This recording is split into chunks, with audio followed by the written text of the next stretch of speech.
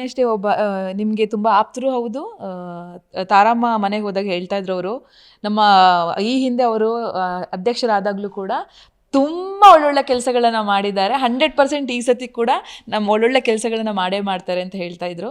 ಹಂಗೆ ತುಂಬ ಜನ ಇಂಡಸ್ಟ್ರಿಯವರು ನಿಮ್ಮ ಬಗ್ಗೆ ತುಂಬ ಹೋಪ್ಸ್ ಇಟ್ಕೊಂಡಿದ್ದಾರೆ. ನಿಮ್ಮ ಕನಸೇನು?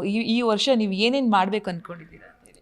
ನನ್ನನ್ನು ನಂಬಿ ಓಟ ಹಾಕಿದಾರಲ್ಲ, ನನ್ನನ್ನು ನಿಲ್ಲಿಸಿದಾರಲ್ಲ, ನನ್ನನ್ನು ಗೆಲ್ಲಿಸಿದಾರಲ್ಲ, ಅವರೆಲ್ಲರ ರೆಪ್ರೆಸೆಂಟೇಟಿವ್ ಆಗಿ ನಾನು ಉದ್ಯಮದಲ್ಲಿ ಅವ್ರಿಗೆ ಏನೇನು ಬೇಕೋ ಅದನ್ನು ಕೆಲಸ ಮಾಡೋದೇ ನನ್ನ ಮೊದಲ ಆದ್ಯತೆ.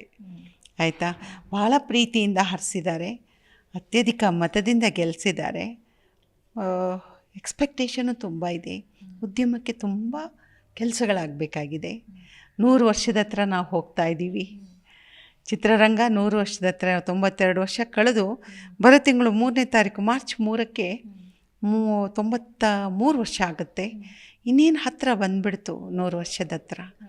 ಸೊ 100 ವರ್ಷದ ಹತ್ರ ಬಂದಾಗ ಅನೇಕರಿಗೆ ಅನೇಕ ಕೆಲಸ ಆಗಬೇಕಾಗಿದೆ. ಉದ್ಯಮ ಸಮಗ್ರವಾಗಿ ಒಂದು ಗಟ್ಟಿ ತಳಹದಿಯಲ್ಲಿ ನಿಲ್ಲಬೇಕಾಗಿದೆ. ಸೊ ಅದರಿಂದಾಗಿ ಒಳ್ಳೆ ಕೆಲಸ ಮಾಡಬೇಕು ಅಂತ.